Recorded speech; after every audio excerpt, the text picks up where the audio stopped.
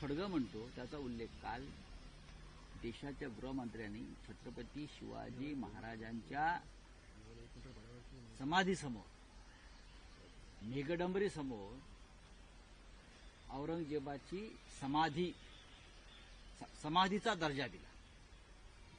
बरं का, हिंदुत्ववाद्यानं, नकली हिंदुत्ववाद्यानं औरंगजेबाच्या थडग्याला देशाच्या गृहमंत्र्यांनी काल रायगडावरून छत्रपतींच्या साक्षीनं समाधीचा दर्जा दिला. यासारखं या महाराष्ट्राच्या जीवनात वाईट ते काय होणार ते काल समाधीचा दर्जा. मग इतक्या हाणामाऱ्या दंगली का घडवल्या?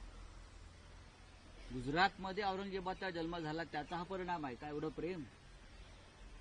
औरंगजेबाचा जन्म गुजरातमध्ये झाला, दाहोदला, म्हणून गुजरातच्या या नेत्यांना एवढं प्रेम आहे का औरंगजेबाविषयी की औरंगजेबाच्या महाराष्ट्राच्या शत्रूला, हिंदुत्वाच्या शत्रूला त्याच्या थडग्याला समाधीचा दर्जा देण्यासंदर्भातलं वक्तव्य प्रत्यक्ष देशाच्या गृहमंत्र्यांच्या